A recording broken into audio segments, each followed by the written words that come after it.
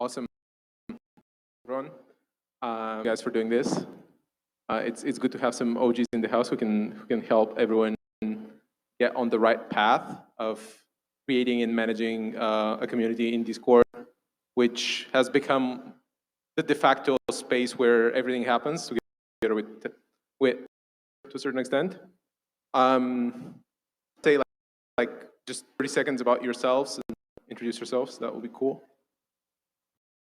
I'm happy to go first. Hey everyone, I'm Kristin Chen, super excited to be here today. I'm the CEO of TopGG, which right now is the discovery layer for Discord. We index all the Discord bots and servers, and we actually just launched DAO Discovery, if you want to check it out, topgg/DAO. I also am a contributor to a couple different DAOs, most notably Crypto Society and Culture, where I was the community co-lead last semester. And I am Above Average Joe. I am a community manager at Bankless DAO, and that's basically my home. You can find me all over the Discord servers throughout the industry, but if you want Bankless DAO is where you go. Awesome. So let's start from the beginning. I'm just stumbling into the server, and the person that actually manages it, I have to have an idea of like good tools and process and practice for helping new contributors be onboarded into the community. Can you give some ideas around that? Can you rephrase the question a little? So practices and tools helping new contributors be onboarded into the community. Yeah, so some of the things that I tend to tell our contributors whenever they join Bankless DAO is there are two main places where you're going to want to get connected.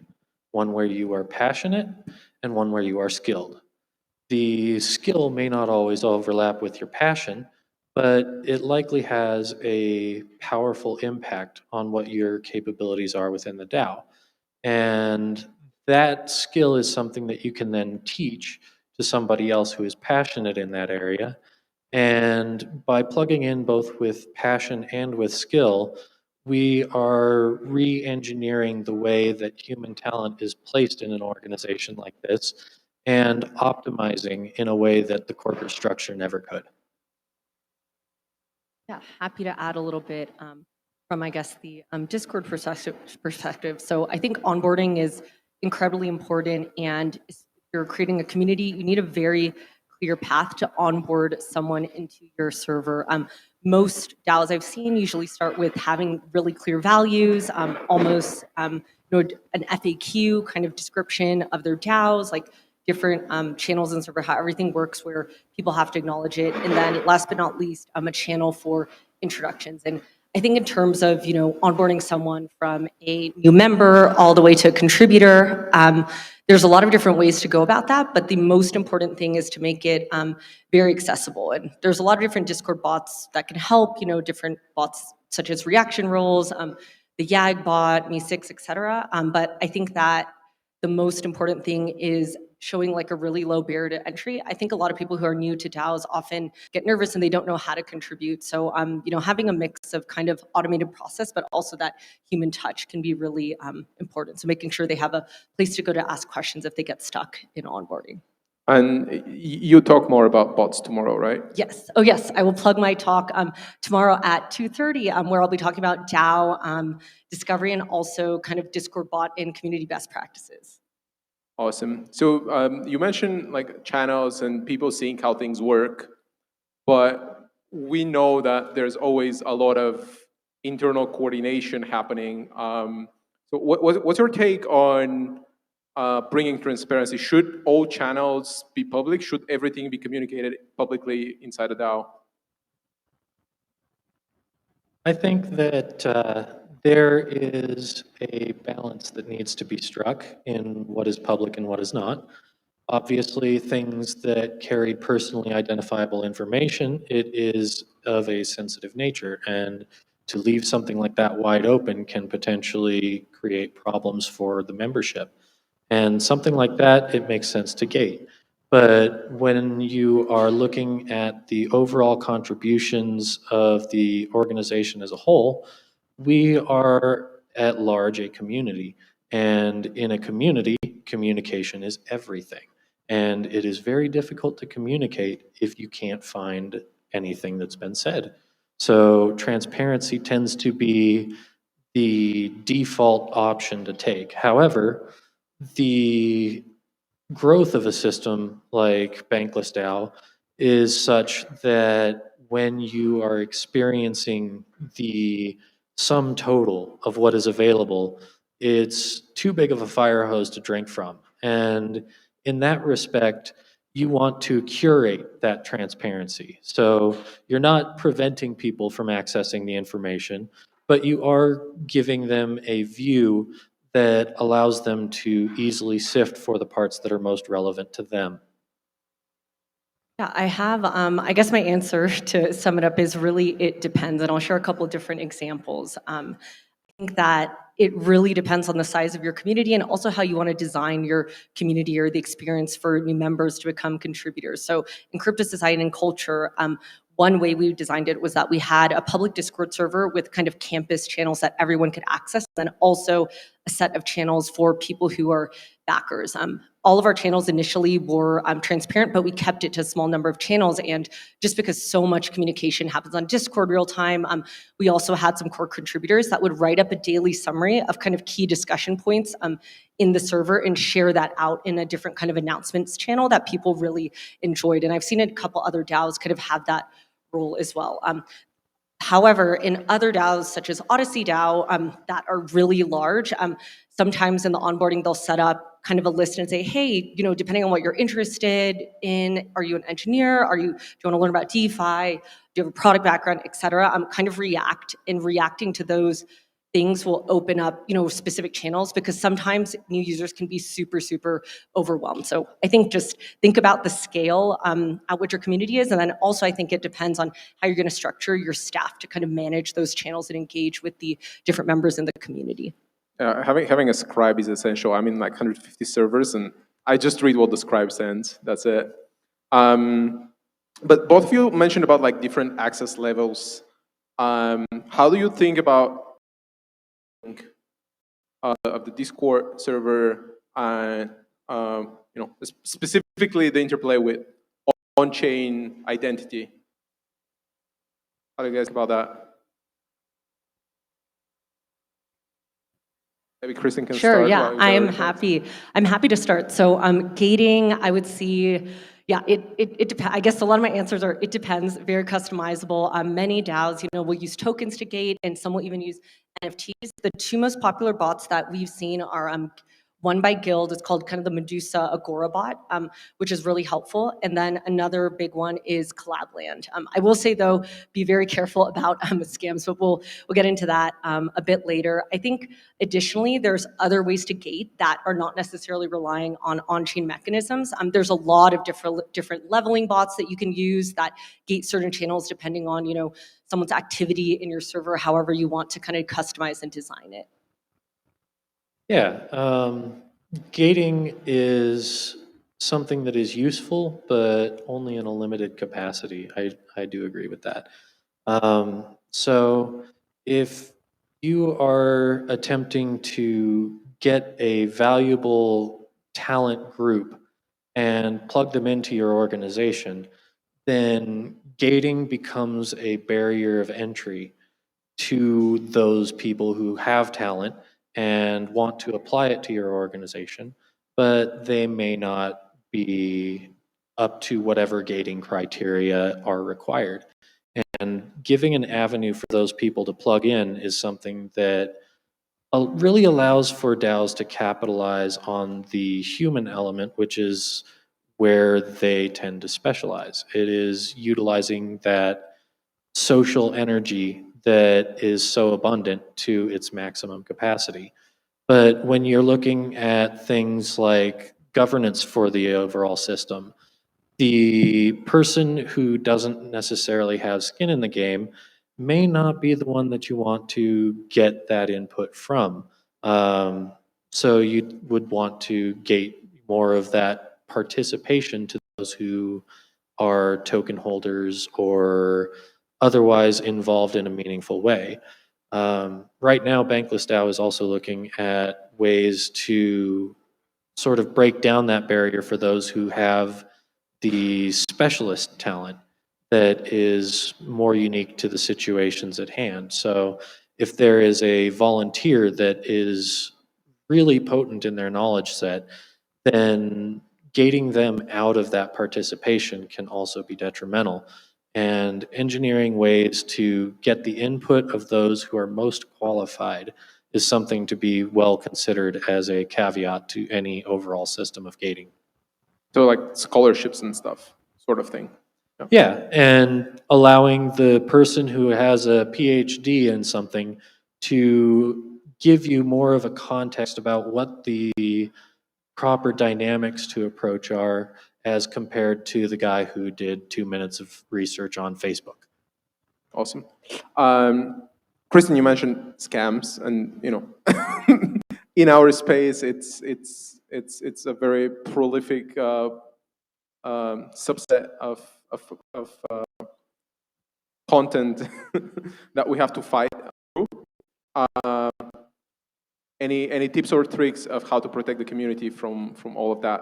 Yes, I have a lot, and I also am always urging, even if you have a smaller community, it's really important to have kind of measures in place because I guess when you grow, you never know when this could happen. So I will say there's a lot of scams on Discord just in general, but specifically there's so many scams around NFTs or trying to get your seed phrase. I think and foremost, in your kind of onboarding, I would definitely include some educational resources around phishing scams and warnings. And then also, I've seen a lot of DAOs have like a nice channel where you can report if you notice something wrong. So that's one piece. I think there's other things that are really important to consider, more so regarding verification for your server. You don't know if bad actors are coming in or bots. There's different bots you can use to prevent kind of fake members joining or crack down on this. You can find a lot of those on TopTG if you want to check them out. And then I think also just having your staff or contributors stay vigilant for this is really, really, really important. Because once it gets reported, you want to be able to take it down. But I think things like CAPTCHA verification or kind of there's even phone number verification on Discord too. It seems small, but it can really cut down bad actors from entering your Discord server. Absolutely. And proactive is the only way to handle this because many of these scammers come in without even being part of the server. They can DM the members that are part of your group and really take advantage of the ignorance that's there. So getting ahead of their approach to the individual is the only way that you can really get the individual aware of and prepared to deal with those sorts of things when they happen. Our oldest member at Bankless DAO is in his mid-70s, and we actually had him fall prey to a seed phrase scam that was targeting him as a sort of fake support person. And gating your ability for onboarding new members into your system is one of the best ways to prevent that because a person that's new in your server may not understand what demarcates somebody as a true person of authority in your server yet. And an impersonator coming in and saying, oh yeah, come DM me and I'll get you set up with whatever you need. And then in the DMs, they ask for that seed phrase. That is something that the only way you can prevent that from happening is getting ahead of that person, either ejecting them from the server before they get a chance to make such a false presentation of support, or you've got to get to the individual and say, if they ever ask these questions, that is not just a stop sign. Like, do not touch this if they ask or broach these areas because this is not something that legit organizations do.